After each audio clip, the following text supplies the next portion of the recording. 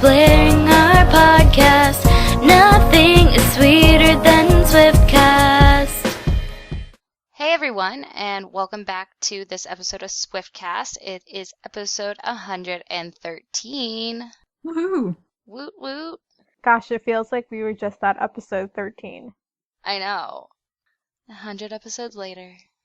This episode is just going to be a little mini episode for you. We all have a really busy time right now, going to shows, having personal things going on in our lives. But we are going to have a great episode from MetLife and some of the other shows coming up. So I just want to quickly talk, though, about going kind of a throwback. Last night, I went to a show, and it was for Love and Theft. And I actually got to meet Hey Steven, and it was really cool. Was that your first time meeting him, or have you met him before? No, I met him before, but it was at like a free concert show, so there was a lot more people, and it wasn't as intimate, and it wasn't like a real show. So this was my real like performance show that they were putting on. And I really enjoyed it. They really played up to the crowd the whole time. Steven is so goofy. He does so many weird hand gestures that you can watch him and just laugh the entire show. I feel like they're very underrated today. They are very underrated. I think they're underrated right now because when Runaway first came out, they were a trio.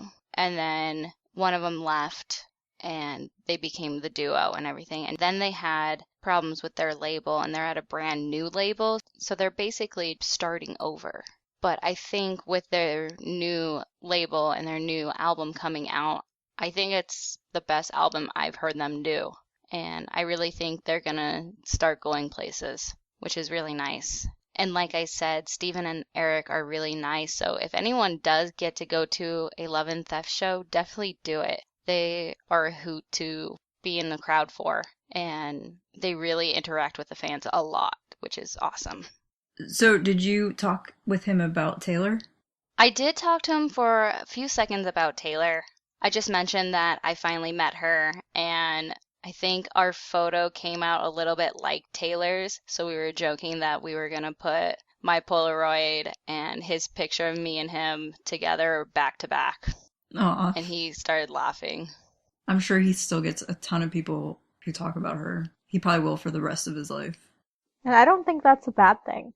No, I would be happy about that.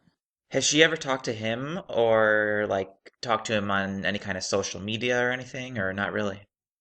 She told him that she had written a song about him before Fearless was released, and I remember him saying he didn't understand because he didn't think he did anything wrong to her.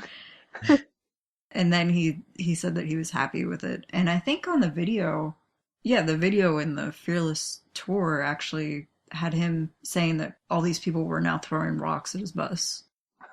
You know, the little video clip with Tim McGraw. It was right before she came out into the crowd to sing Hey Steven. Yeah, but I haven't heard anything publicly since that of them talking about it. Well, speaking of people from Taylor's past eras, so I just bought a ticket. In August, I'm going to go see Kate Vogel, who you guys know that I love, but she's touring with Tyler Hilton, who, if you don't remember, is actually the singer/actor who played Drew in the Teardrops on My Guitar video. Yeah. So that'll be cool. I've seen him a bunch of times, but he's really good live, and I think that'll be a great show, and hopefully I have a meet and greet, but I don't know how rushed it's going to be. I'd like to talk to him about that and just see what he says. Well, since we're on the subject of throwbacks, we are going to throw back some of Taylor's older tweets. The first one is from June 25th, 2011, and it's such a good one. She said, "Tonight I got to dance in the pouring rain with 52,000 people. I will never forget it." And of course, that was Gillette Stadium on the Speak Now tour, which is still known as the Rain Show. And she's gone back and played several shows there every tour since. And I stupidly was at the show the next day. Missed the Rain Show by one day. I still like seeing the pictures and videos from that performance. It's very cool. The next one is from the next night on June 26, 2011. Taylor wrote, "Writing letters, giving haircuts, signing CD covers, backstage activities. Well, Taylor and her haircuts. Our next one is from June 23rd of 2012, and Taylor wrote, "Went to get coffee today. Opened my change purse. Seashells fell out. Barista goes, 'Sorry, we only take cash or credit.' So there's that." That is funny.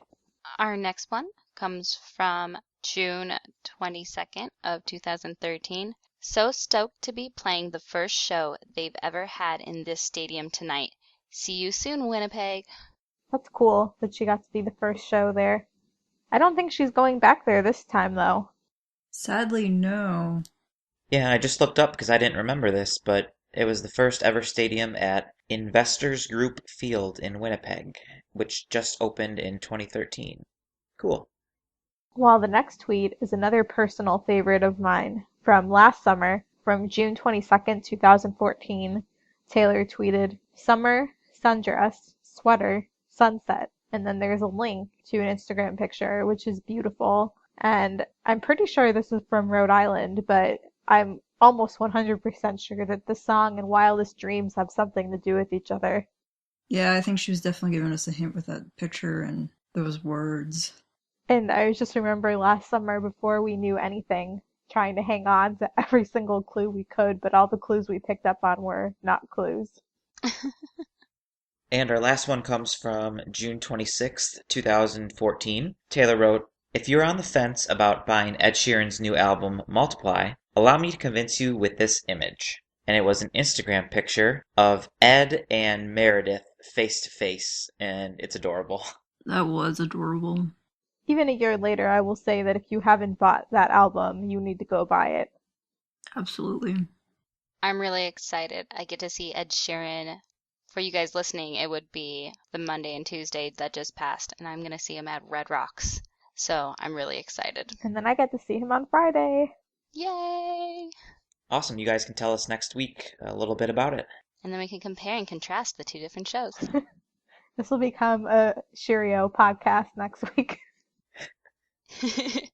That's okay, though, because in my opinion, and I don't know if you guys agree, but I feel like out of all the Taylor fans that are out there who now know Ed and have heard Ed's music and maybe saw him on the Red Tour, I'm fairly confident that 95% are also Ed Sheeran fans, just based on how good he is. How could you not be? Exactly. There is nothing not to like about Ed. The things he can do with that loop pedal.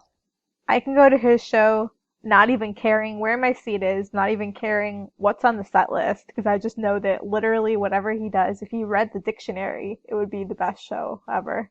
And not only that, but he's also just a good person like Taylor. The other week when he went up on stage to sing with this girl who happened to be singing Thinking Out Loud reminded me of way back when Taylor was in Nashville and she saw some girl I knew you were going to say that. with her tour shirt on, and Taylor followed her into the mall and just like went up to her and said, "Hey, I wanted to meet you because you're wearing my shirt." I think I would fall over if that happened. I've worn my Taylor shirts every single time I've been in Nashville, but that's never happened to me. Yeah, but she has a history of doing it. Even last year, she was driving and pulled over because she saw someone on the street with her shirt on. Well, we're going to move right along to our next segment, Keeping Up with Swift, and to get you updated with all her recent news. Taylor's been abroad this week, so she's been really busy performing shows. This past weekend, she was just in London, and of course, she had a gazillion surprises for us. She ended up playing Style, and she was joined by a million people. And those people included Karlie Kloss, Gigi Hadid, Martha Hunt, Cara Delevingne, Kendall Jenner, and Serena Williams. And there were a ton of celebrities at this show, including the Spice Girls, Sporty Spice and Baby Spice. Emma Watson was there, and Sydney from Echo Smith was also there. And so people who got Loft 89 were really, really lucky because they got to meet a lot of these celebrities like Cara and Emma and Carly. So I think everybody was really shocked and just flipping out about the surprise. And then after the show, Taylor was spotted taking a ferry boat ride and she was with Calvin, Gigi, Joe Jonas, Carly, and Andrea and Scott were also there. So that's cool.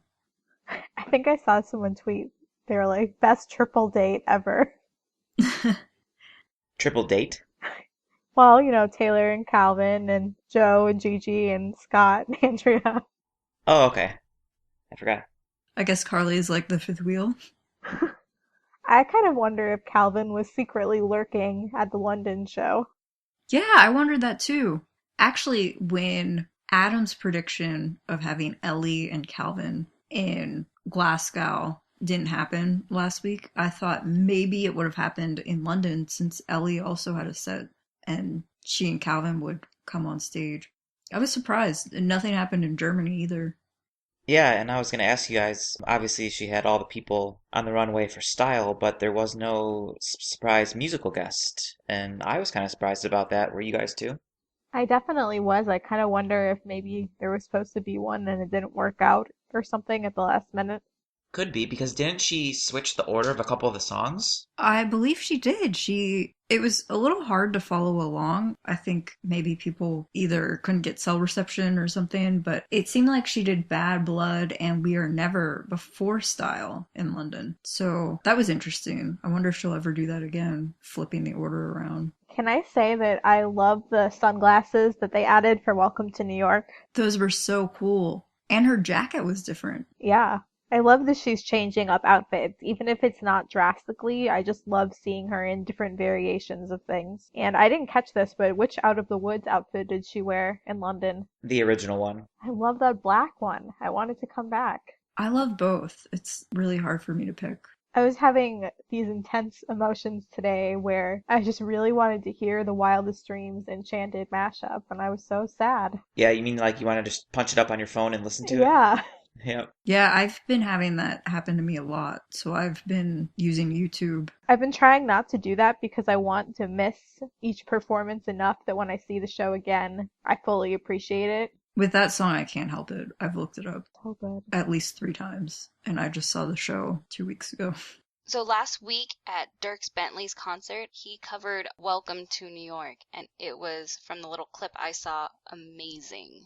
I just saw him in concert a week ago, and he's awesome. He just seems like a nice guy. He's another one of those people that's, I think, really underrated. Absolutely. He said he's been playing for at least 10 years. He used to sell CDs out of the back of his car, and he's pretty cool. What I really liked was to hear a guy sing it. I thought it was really cool. And with a twang. That was funny.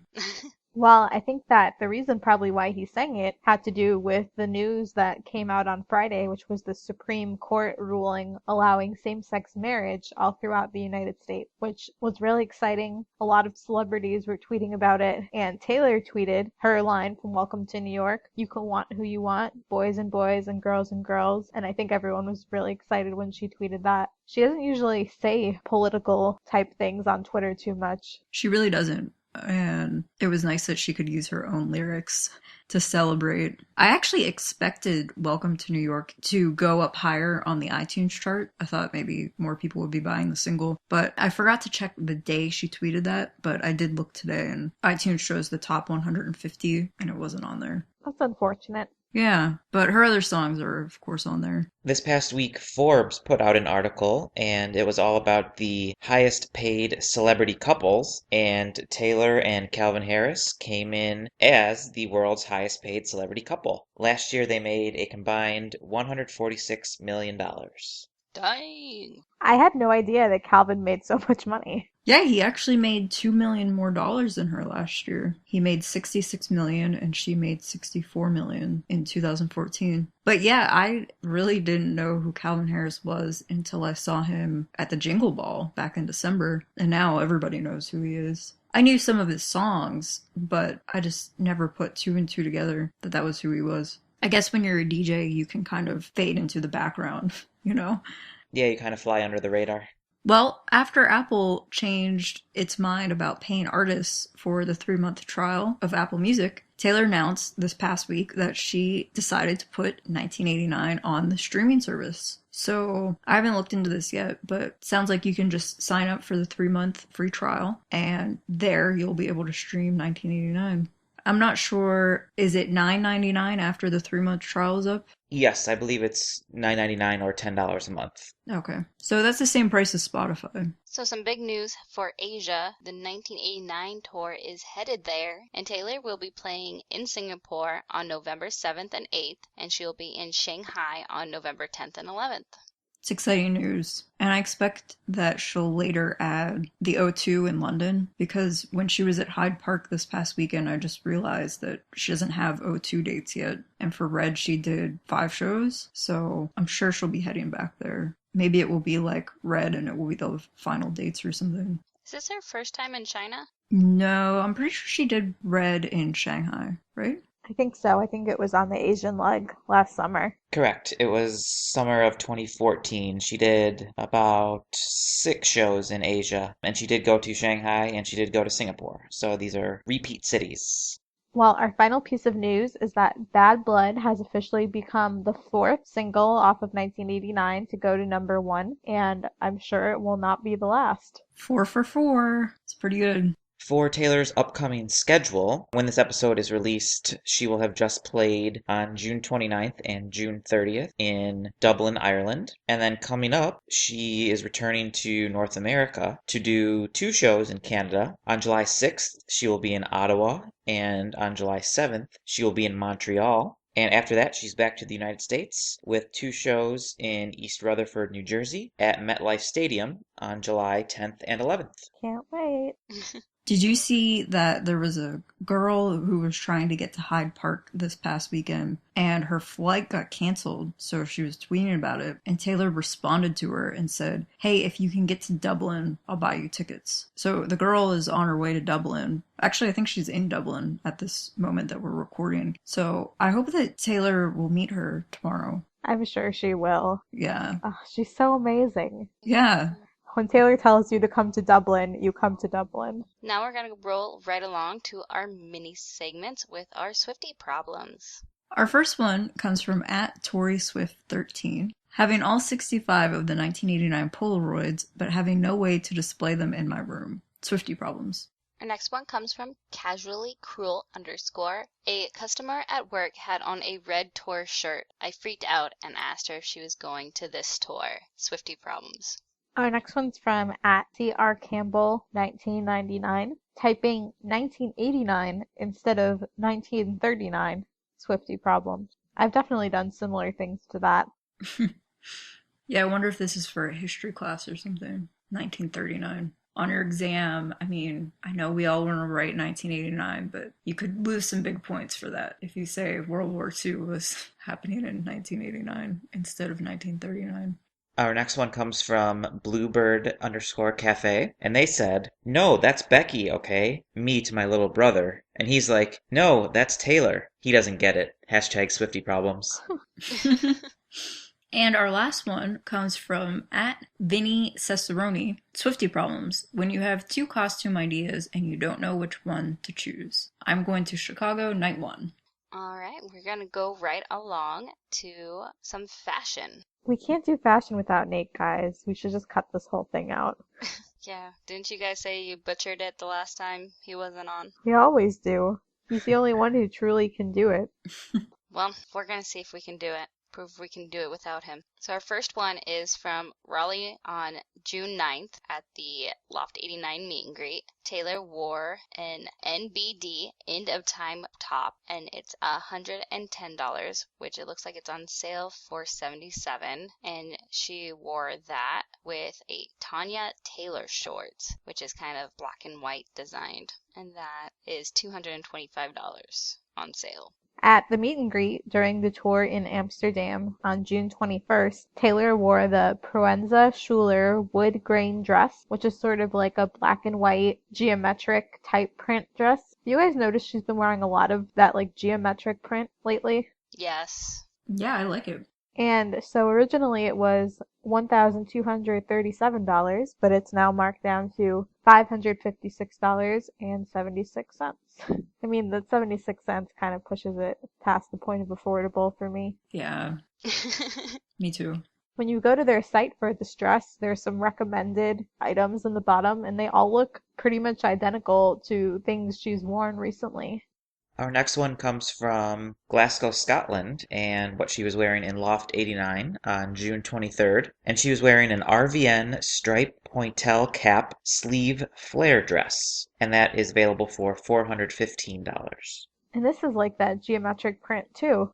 Then on June 25th, while Taylor was in London, she was leaving the Electric Cinema. Taylor wore a Tanya Taylor spur black robin sweater. That is $395. And she wore that with the Stella McCartney small Falabella leather tote, which is $1,365. I love that bag. She does have the best bags. If only we could afford them. Well, I hope we did this week's fashion some justice since Nate wasn't here. And always a big thanks to tayswiftstyle.com for finding everything for us. And I'm just going to go into a few reminders for you, just in case you would like to submit to any of our mini segments or would like to contact us about any questions or topics you want to talk to us about. Here are the ways you can contact us. At Swiftcast13 on Twitter. You can get us on Tumblr at swiftcast13.tumblr.com. Our Instagram is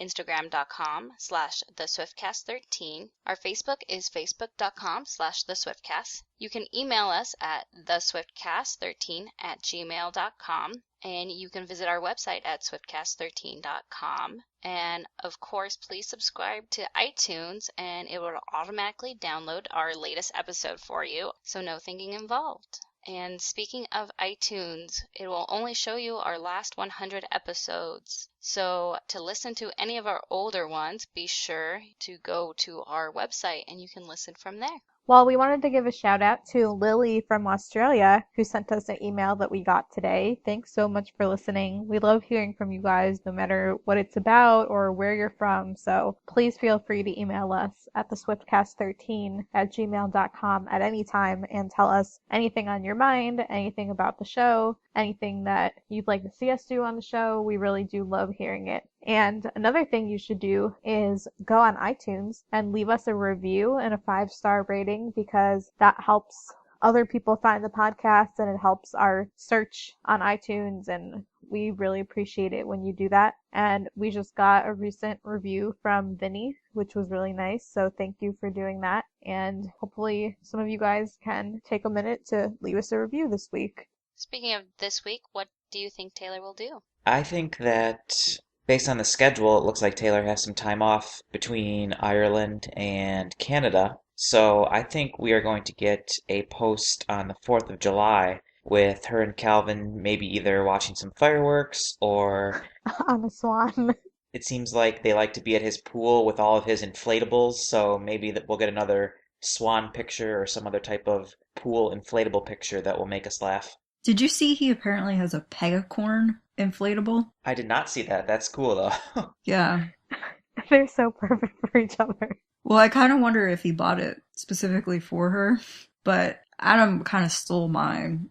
Oh no. I was going to say that I think she would celebrate the 4th in Rhode Island, but Adam, you're right. She does seem to hang out at Calvin's place a lot. I was just thinking geographically, Rhode Island is closer to Canada. Yeah, maybe. She hasn't gotten to spend much time there yet this summer. Yeah, maybe she'll have a big party and he'll be there and she can just relax before she heads to Canada. Well, I think that once she does get back to the United States, Meredith will give her a very warm welcome. And by warm welcome, I mean we'll scratch her. And I'm sure she'll share that with us.